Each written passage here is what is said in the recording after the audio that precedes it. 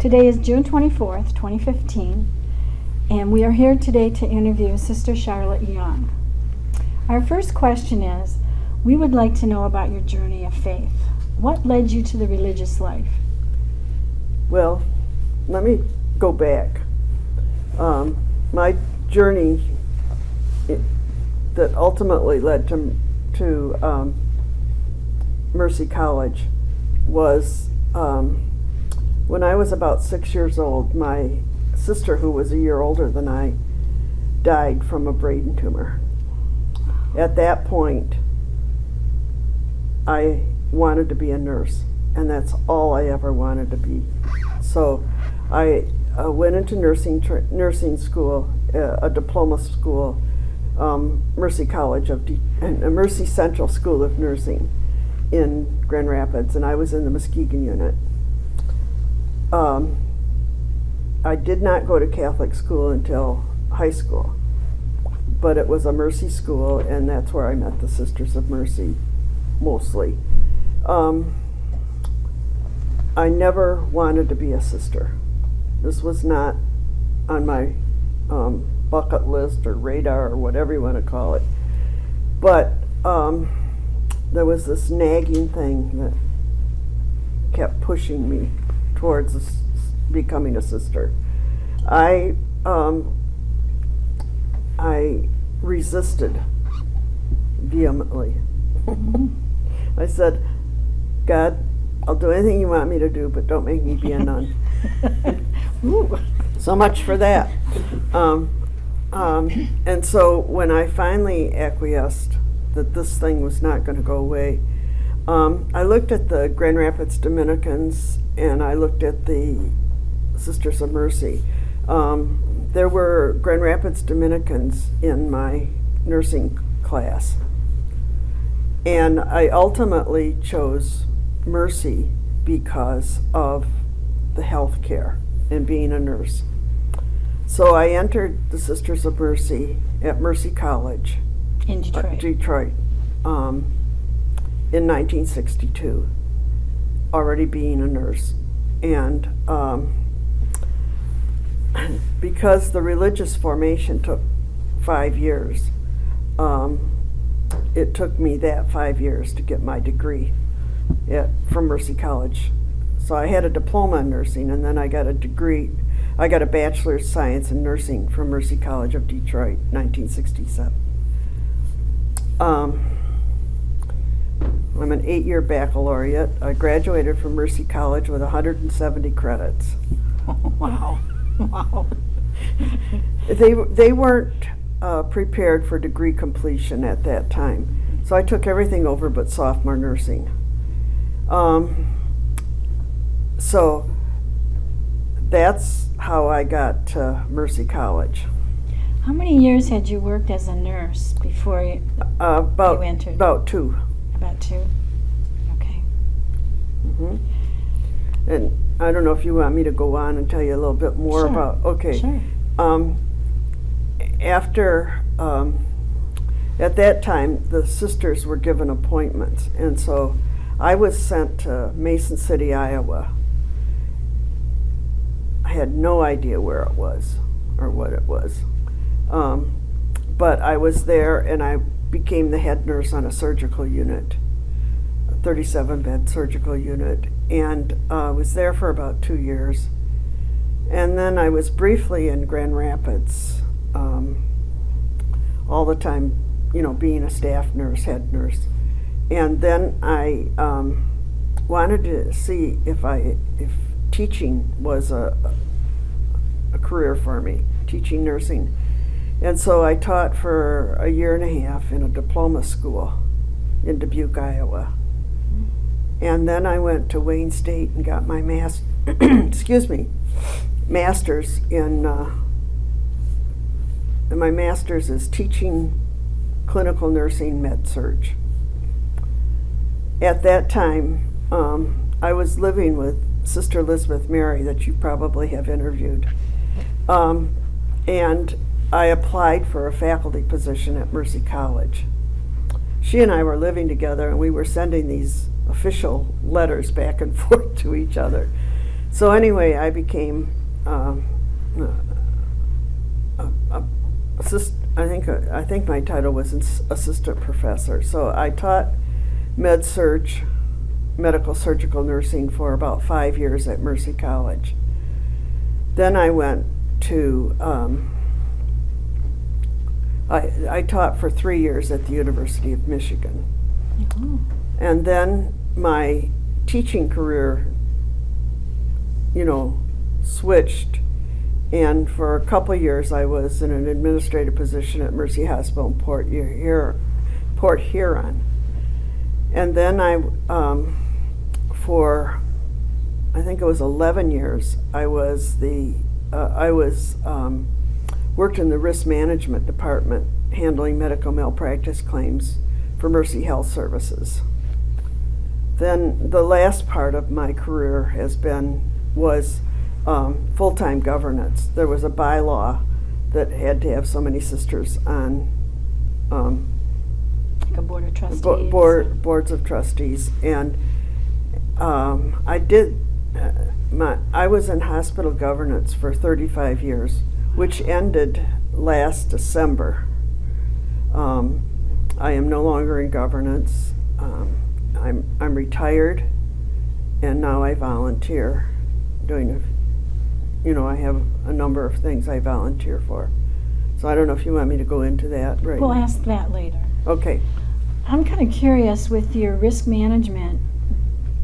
Was that something you picked up, or did you have to have more schooling for that? Well, what they believed was that you could learn about the legal things, but the nursing was something that, You needed expertise. Yeah. And you did a lot of analysis of medical records and interviewing people. And we worked with lawyers, and so, as far as the legal stuff, that was... They handled that. Yeah. Okay.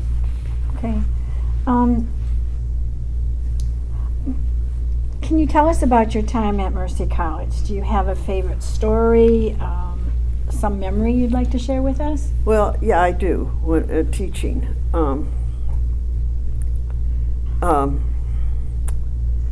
The students had to do these care plans, and I got a little bit sloppy. There was this particular student was a good student, so I just scanned her care plan without reading the whole thing. And I gave it back to her, and she said, "Did you enjoy my funny?" And I said, "What do you mean?" She had a patient who was an alcoholic, and just to lighten the situation, she put in her care plan to teach him discipline. She was going to put a bottle of whiskey by his bedside. I completely missed it. But that was sort of a blessing in disguise, because that forced me to realize that anything I read, I needed to read everything. So from that experience, I established a reputation of reading every word in every document, and in governance and board work, and so. So it's a good reputation to have, though. Yes, Very yes, much so. and so, but we tease about it periodically. I still have contact and relationship with a number of my former students, and I saw her recently, and I said, I've established this reputation of reading every document. Do you know where I got that from? And she just kind of smiled. So. I enjoyed my time at Mercy. There were some, with anything there are at times there are stresses and difficult situations, but overall it was a good experience. And currently I'm doing some volunteer work at Mercy UDM in the College of Health Professions. And the dean, Chris Bassini, was a student when I was on the faculty. And so we've connected, and now I do anything that she wants me to do. So. That's Great. As a Sister of Mercy, what impact did your work have on your students, or do you feel that you had on your students? I wish I knew today. I knew then what I know today about being a Sister of Mercy, and when you're in a position, you are there's a lot of stresses, and I took teaching nurses very seriously because they impact people's lives. And so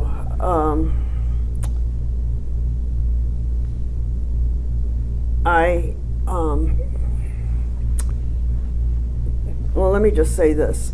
Right now, one of the volunteer things I do is Mercy Education Project, helping women get their GED. And it's a totally different way of teaching. When I was teaching nursing, you had to have some sort of discipline, and you had to, at times, tell people things they didn't want to hear. And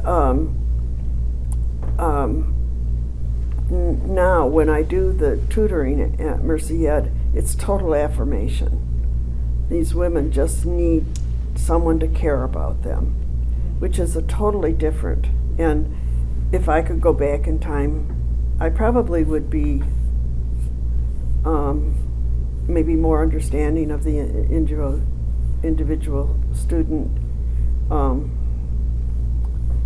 Having said that, I do have a positive relationship with a number of them, and so. Well, I think I'm looking for, positive. I'm sure you had a positive influence on a lot of your students. I did. If nothing else, you made them be better writers because they know you were going to look at every word. Well, the other thing is, I used to go to their basketball games, Sure. and so I was supportive of them, and I think that's important for them to look up in the bleachers and see some, their instructors. well, I was actually like, I don't know if you'd call it their mascot, almost, Not the cheerleader, right? Yeah, cheerleader. Cheerleader's probably a better thing. Cheerleader. And Sister Agnes Mary was president at that time, and she was big into basketball. So, I think we were at a couple years ago. We had a anniversary, or not an anniversary, but Dr. Persini is trying to make sure that there is a Mercy presence and recognition. And so we invited back all of the Mercy College nursing grads, and we had an event. And I sat with a number of my former students, and we just had a really good time. And so, and I think one of them said that I was tough, but I was fair. That's the best thing, I think. I always felt that with my instructors, the hardest ones, I ended up liking the most because they made you work, made you think. I'm going to change directions a little bit. You might have told us this, but how has your ministry changed over the years? Either in the city of Detroit, state of Michigan, or with the Sisters of Mercy? Well, I went through the different things that the different I did. Stages.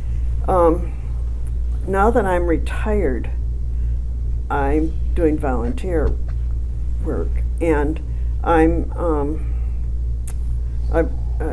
like I said, I volunteer at Mercy UDM. You're right. I volunteer at Mercy Education Project, and what I'm doing there is helping women get their GEDs.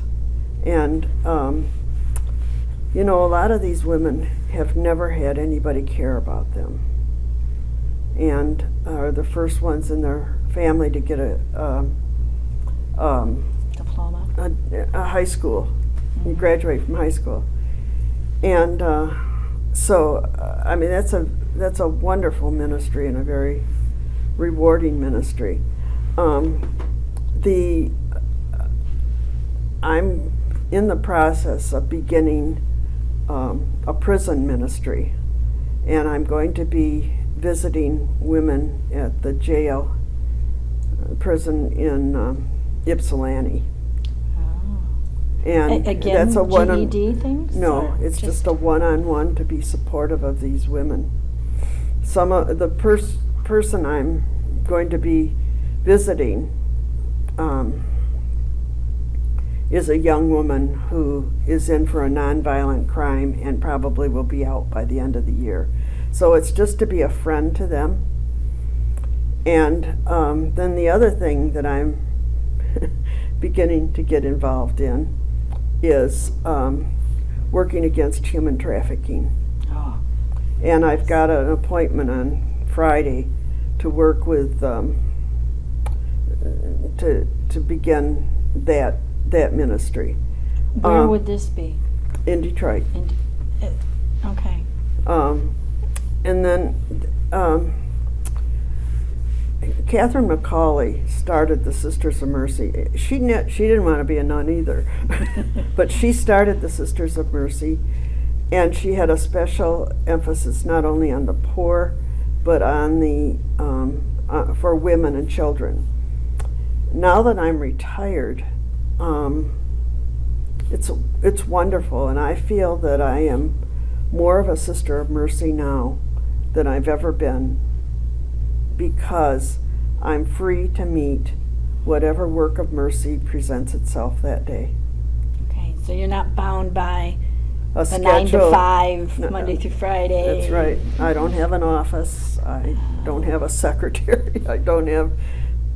But I can say yes to whatever presents itself. So you're free to look around Mhm. and volunteer where you can. The reason I came to Mercy was for health care. The reason I stay is because of the works of mercy and being able to interact with, and try and bring the mercy of God to others.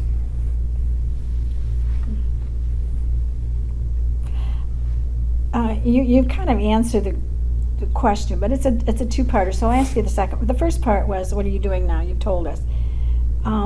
But how did you make that transition from academia to your next project? Was that difficult? I went from academia to risk management. Yeah. Well, actually to administration first, and that's not my calling. It just seemed like at that time, and I don't know how it is now because I'm not involved in it, but students in nursing are very competitive, and anything less than an A is unacceptable. Yes, I know. And so I had a student call me at home and ask me if I'd change her grade from a B to A so she could make the dean's list. And it was some of those things that I guess I decided that there might be more to life than teaching nursing. But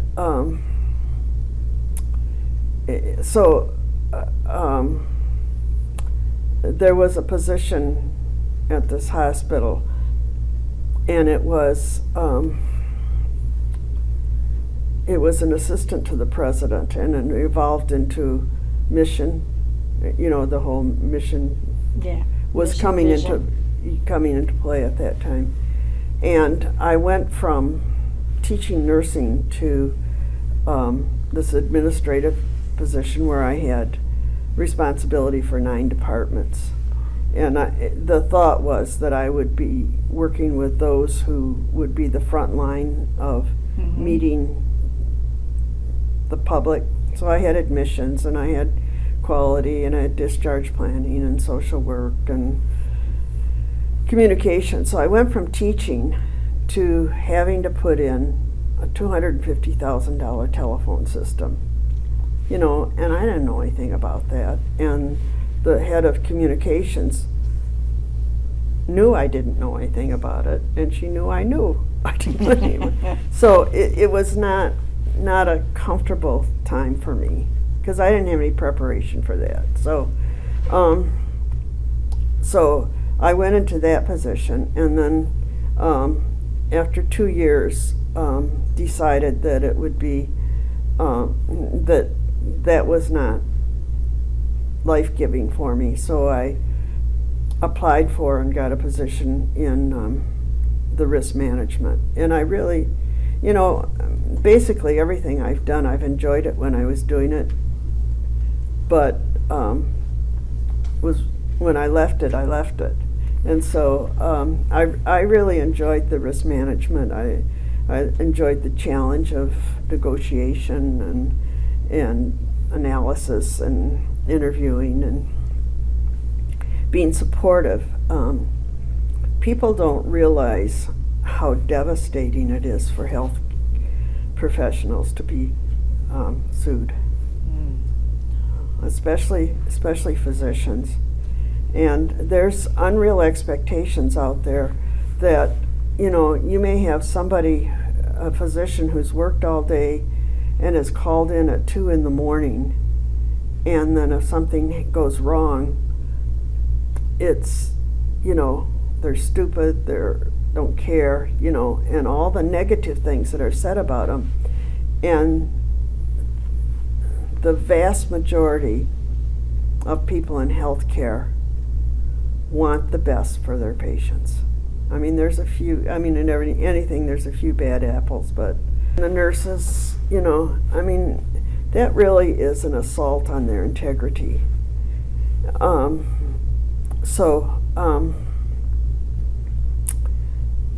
And I found that, trying to be supportive of those health professions and really, I also found in risk management that if we truly did, make a big mistake, or there was something where we truly made a mistake and harmed somebody, that person deserved compensation. And so that was a rewarding experience. The governance I enjoyed. I got to be involved with a lot of people who were influential, and I don't know, there's a quote from Catherine McCauley to connect to the rich to the poor, the healthy to the sick, and to therefore to do the work of God. And one of the things that about over 20 years ago I became very involved in was the sisters started a golf outing that was raise money for our work, charitable works. And so because of my contacts with these influential people, I was able to bring them in. Mm-hmm. And we will be having now because of changes in organization, etc. The Mercy Education Project has taken over the golf outing, and I, for the last 2 years, have been trying to let go. So, and it's not, the letting go is something I'm choosing to do, because somebody, else needs to step up. I'm still involved, but I'm trying to get the person who is in charge to really take the leadership on it. So our golf outing grosses usually around between $90,000 and $100,000. That's gross, and maybe net $70,000-$80,000. So That sounds like a big amount of money. yeah, For and it is the beneficiary for quite a few years has been Mercy Education Project. So. Well, this wasn't part of our initial interview, but given the recent passing of Sister Kenise, we're wondering if you have a favorite story or a fond memory of her that you would like to share with us. Well, I think Kenise certainly was a tremendous force for Detroit in education. And you probably heard this story before, but we used to have a commitment to the elementary schools of X numbers of sisters. And when that became a reality that we wouldn't have those, then we told the parishes that we would not be providing it. But sisters were adamant that we would not leave education in Detroit, elementary education especially. And so there was a task force, and out of that grew Mercy Education Project, and Kenise was the first executive director. She was relentless when she saw a need, and she didn't let anything stop her. And so Mercy Education Project initially was to help the girls come up to grade level, girls who are at risk, and then it evolved to seeing that the mothers needed help and women, and so now it's opened up to women. The other thing was Detroit Crystal Ray. She was teaching, Kenise was teaching at one of the high schools in Detroit, and when that was closed, she was determined that there would be Catholic education in high school education in Detroit. And again, she was relentless in getting that done. And the archdiocese was not supportive. And she went up against them. Wow. And she made it happen. And so now Detroit Crystal Ray is a reality. And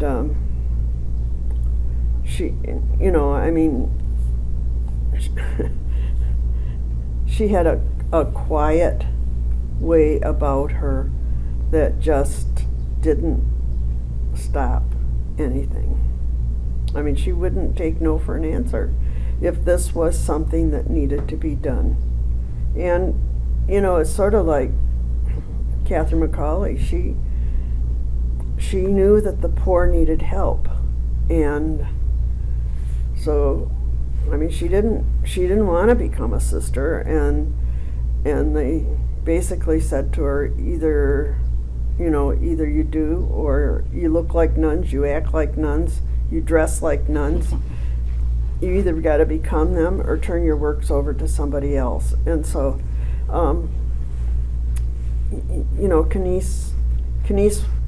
Kenise was a good, quiet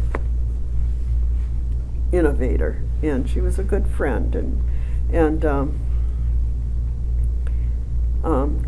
I was so happy that Mercy Education Project finally honored her and this year she was honored at Mercy Education Project. Their dinner, a major event. And when was that? That was in March or April. It was like 3 weeks before she died. Wow. So she was there then? Oh, she was there. Oh. And oh, that's great. Mm-hmm. Well, our last question is there anything we haven't discussed that you would like to tell us or to expand upon? Well, I guess, Mercy College, when it was founded, and that'll be 75 years next year, the charter for the college, the first charter was from Mercy School of Nursing in Detroit.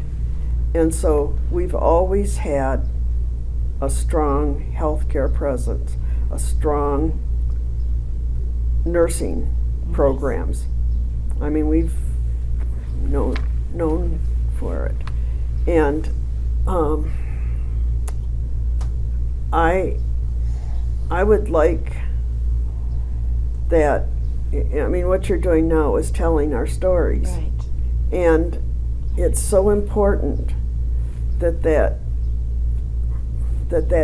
heritage doesn't die. You know, this is important.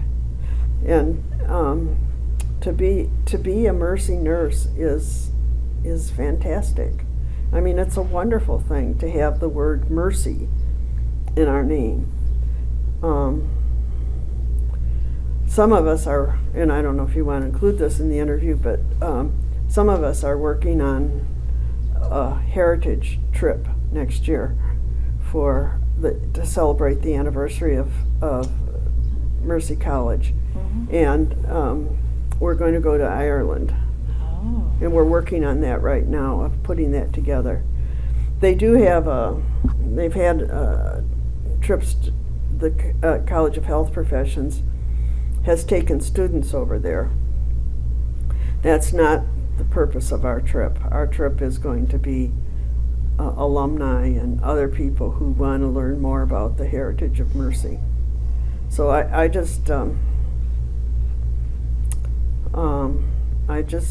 don't want Mercy to be shoved in the background. You know, that's the foundation of the College of Health Professions. Pretty much. Well, yeah, I mean, the nursing, the physician's assistants, we had what is now health information management, was medical records. I mean, we had very strong programs, and I had a student assistant once who was in nursing, and I said, "How did you find us?" And she just went around to different doctors' offices, and she'd ask the nurses, "What's the best school?" And they told her Mercy. Or at the time, it was UD Mercy, but that's why she came. So the reputation is out there. Yes, it's hard for me to hear when, especially the sports people, call it the University of Detroit, and I always say Mercy. Mercy. Yeah, I mean, we're an important part, and so. Yeah, I always hear him drop the university. I always hear him call us Detroit Mercy. But so, like I said, the reason I came and the reason I stayed are two different things, and it's been a great life. You know, if I had known how good it was going to be, I wouldn't have fought so hard, I guess. But and once I came, I mean, I really have not had doubts, or thought I would, second guesses or anything. Yeah, and the thing was, when I entered, I was 22, and at that time, most of the others were 18, 17, 18, and so that was a big transition for me, because I had been working afternoons, and I was the charge nurse on the afternoon shift, so I was in charge of a nursing unit.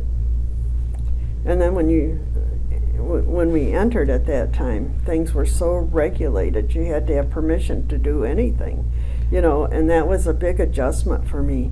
Because you're used to being your own boss. Right. Well, does anybody have any other questions? I had a couple questions, but did you want to ask her about Sister Agnes Mary? Sure. Seeing that you worked with her, do you have any fond memories or a story you'd like to tell us about Sister Agnes Mary Mansour? Now, she was president of the college while you were when there. I was there. Okay. Agnes Mary was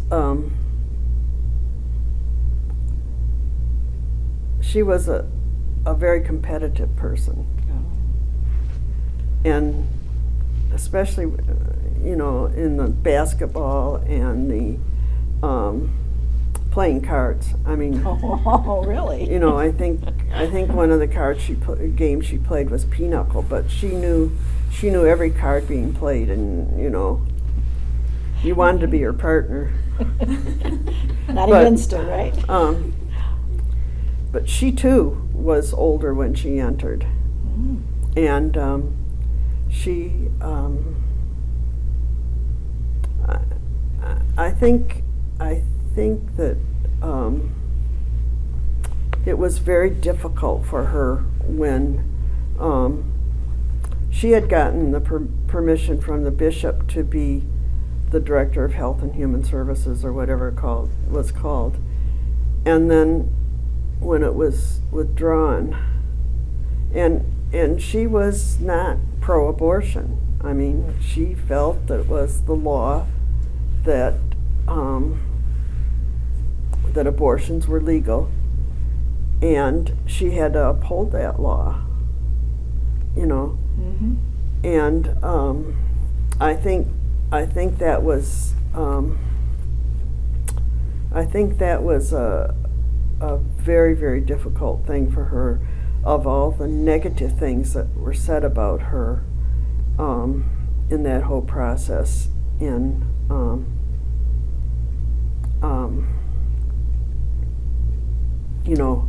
her having to make a decision either to leave the community. And I think she left the community to protect the community. Oh, okay. Yes. Mm-hmm. I don't know if you want to ask me about this, but another one who was president was Emily George. She was prior to Agnes Mary. Oh. Emily George was brilliant and humble and just tremendous person, and she was a lot of fun, and she was a very tall, slender person, and just she and Agnes Mary were very good friends. But Emily, I remember when I was in Grand Rapids, her mom was a patient in the hospital, and her mom and dad were, I think, had come over from Germany, and so her mother had an accent, and I remember her mom saying about Emily, "I just loved that kid," and anybody who knew Emily, would never say that kid. I mean, she was warm and she was friendly. She had a wonderful sense of humor. She and I shared a feast day, because she was Sister Mary Carl, and our feast day was Charles Borromeo. Anyway, our patron saint. Anyway, I remember one night they had a feast day party for me, and she came over with this beautifully wrapped package, and you opened it up, and there was this rusty piece of metal and she wrote a poem about me using that as a discipline. I mean, it was fun, and Emily did a lot for the college. I think she followed Lucille Middleton. It was Lucille, and then Emily, and then Agnes Mary, and then Maureen. But they were giants of, the women who began Mercy College were so forward thinking, and again, when they saw something that needed to be done, they got it done. And the first, I think Patricia Garvey was the first president, and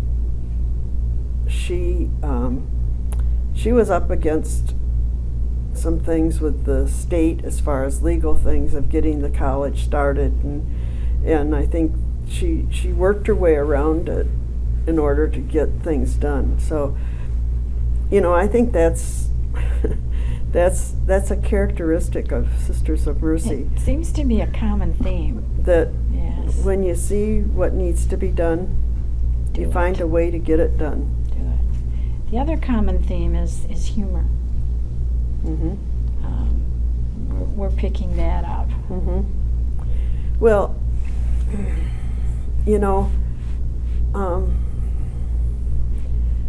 the story of Jesus is a story of love. Yes. And I think you have, I don't think that you want to have people who are not approachable or not, Yes. showing, I mean, if Christianity is a good thing, then let's be happy about it. Jesus is risen, Yes. It's, so, I know one of the things that, when I'm serious, I'm thinking about something, I've had a number of people tell me that I need to smile more, that that I look unapproachable when I'm deep in thought, and so now I don't get deep in thought. And so you're approachable. Yeah, well, I Good. hope so. I mean, I'm just, I'm truly enjoying these years, and That's great. What's your I question? do have a couple questions for you. You had mentioned a couple times that you're doing some volunteer work now for the College of Health Professions. Mhm. What kind of things does Dr. Pacini have well, you do? when initially I was coming there down a couple days a week to see if there was any students who just wanted to talk to a friendly face, and I did that for about a year, and I had one student. I was going to say they're too focused. Yeah. Yeah. So,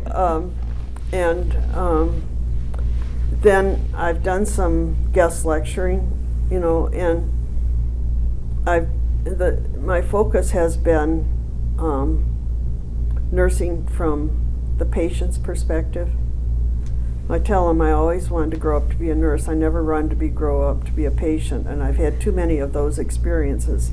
And so there's some things that you learn as a patient that are helpful for nurses to know. And then I don't know if they're going to get back to it, but at one point they were doing blessing of the hands, and I was involved in that. Now I'm involved in trying to put this Ireland trip, and I've been on the college alumni council, and that sort of needs to be revisited and brought forward again. And I've also participated in the chili cook-off, and so. Oh. So, So you had talked about,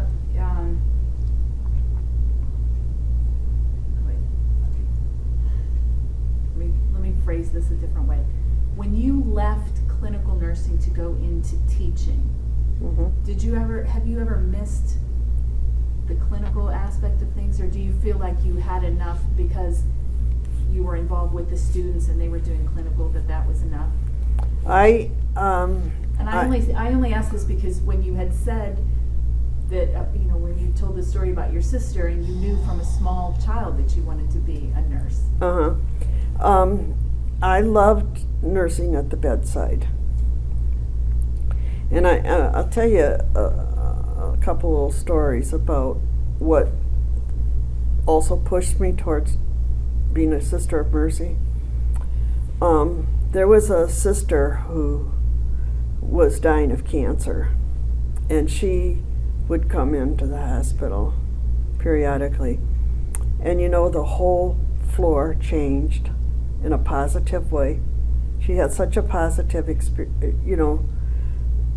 She came in as a patient? as a patient. She was there as a patient. And Wow. and then there was another sister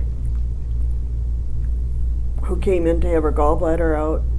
And back in those days, they made that huge incision. And I was working afternoons. And I went in, and she was so nauseated. And I took a washcloth, and I was washing, wiping her face. And she looked up at me, and she said, "Whatever you do to the least of my brethren." And I, wow, there may be something there is to this. And, I'm still a nurse. I'm still licensed. And one of the things I tell the students is that nursing is more than procedures. And I'll tell you another funny story. But anyway, I still feel that I'm using my nursing. Like when I go and visit the prison, or when I'm working with the women, to listen and to help them see possibilities. But this other story is kind of funny too. I saw one of my former students, probably about 10 years ago, and she said to me, I was so upset because I was about to graduate and I never put a catheter in. So I came to you and said, I haven't put a catheter in and I'm going to graduate. And the way she tells the story, I said to her, "Do you know anatomy?" She said, "Yes." I said, "Do you know sterile technique?" She said, "Yes." And I apparently said to her, "So what's your problem?" And I think that's one of the hallmarks of a nurse is you analyze the problem, figure out what you need to do, and then do it. And you can't possibly have done everything that you,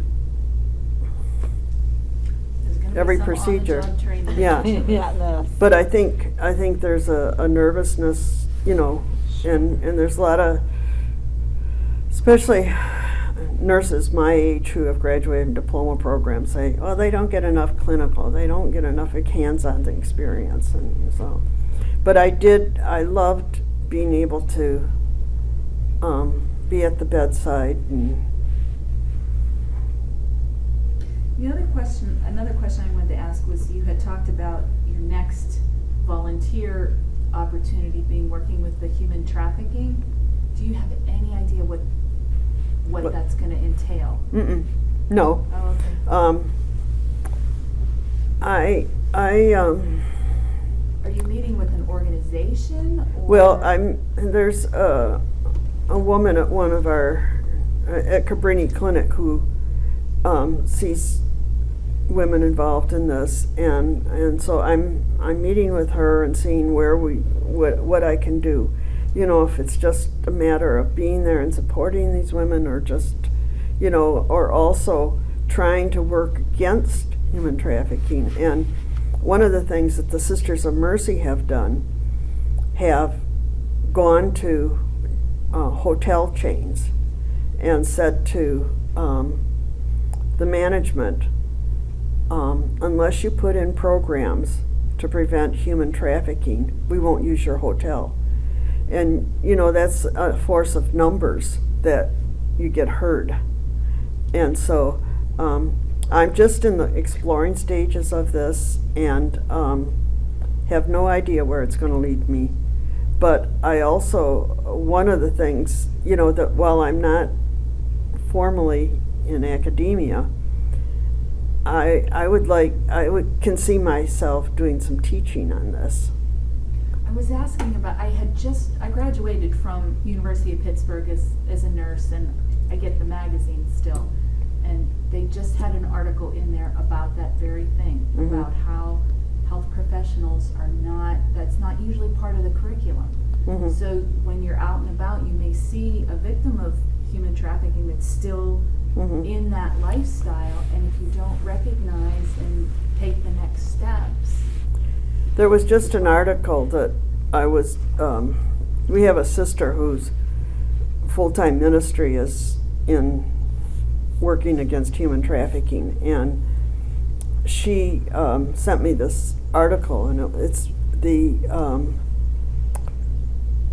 flight attendants union or organization have taken a stand now to help them recognize, because most of them come in, They're flown? they're flown in, most of it.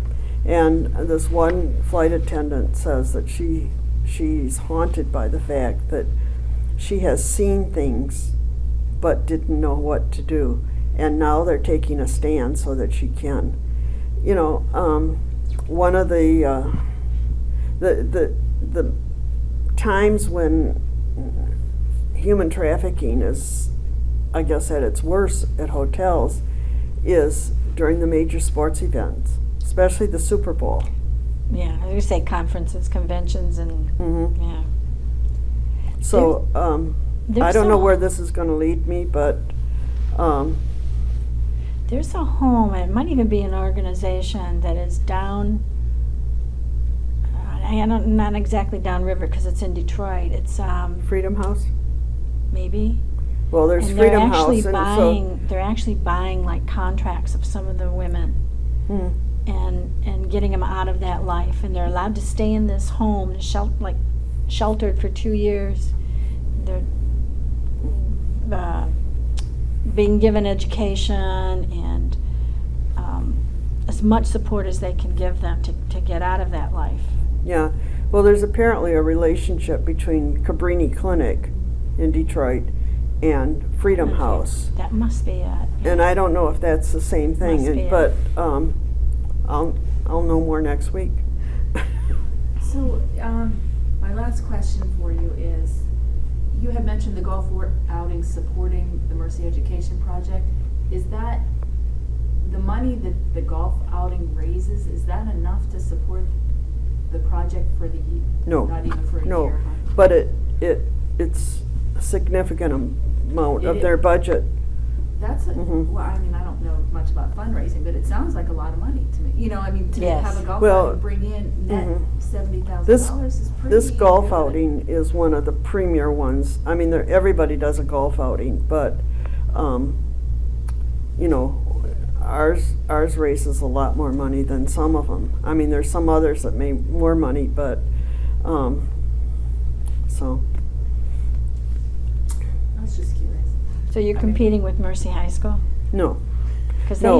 they have a golf outing too, Yeah. don't they? No, we don't compete with them. We have a different base. Okay. And also, theirs is, they used to have Meg Mallon. Yeah. And she did that for 20 years, and then, but ours, you know, theirs now is afternoon golf and lunch, and where ours is there's morning, afternoon, so they're done early. We have a dinner and so we have a different base. Okay. The one that we seem always to have on the same date is Angel's Place. Oh. And I'm also on the advisory board for Angel's Place. That's a hospice? No, Angel's Place was started by a woman who I taught with at Mercy College.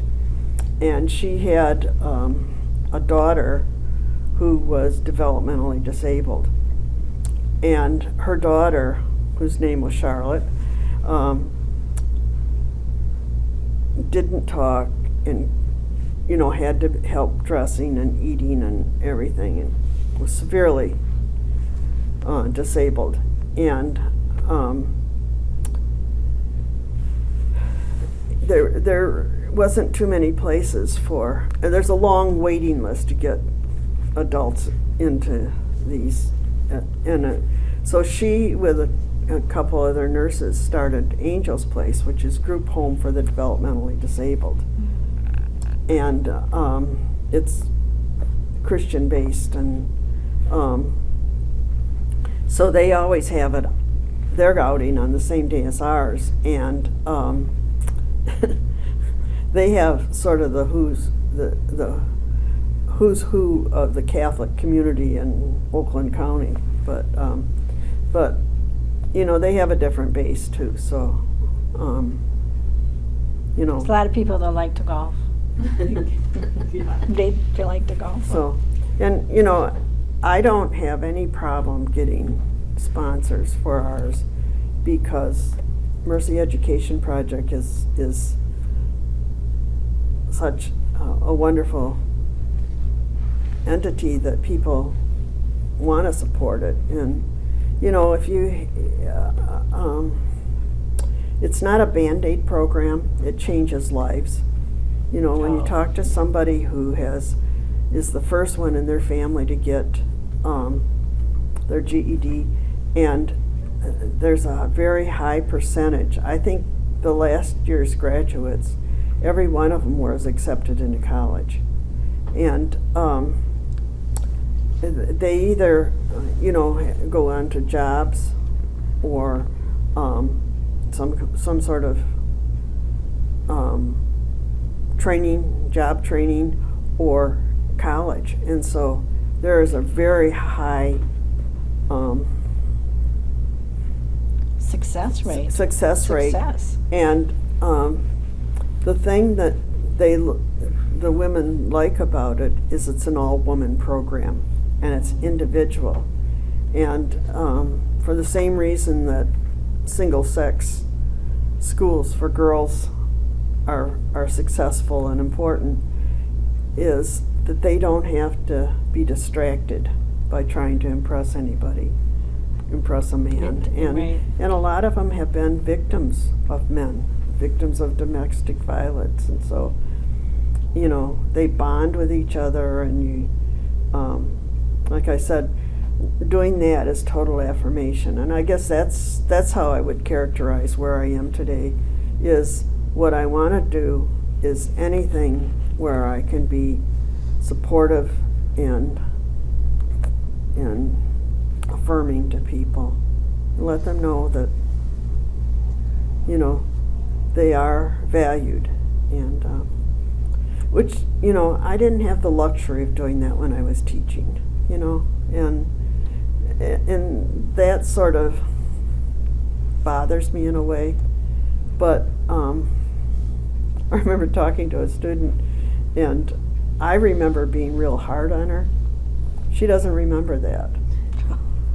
So I mean, I apologized to her, and she said, I don't remember that. So what do I know? Okay. Well, we're Okay. almost out of tape, so this might be, unless, did you ask your, the final? We're fine. I'm We're done? fine. Okay. Okay. Okay, well, thank you very much. Thank you so much, that was great.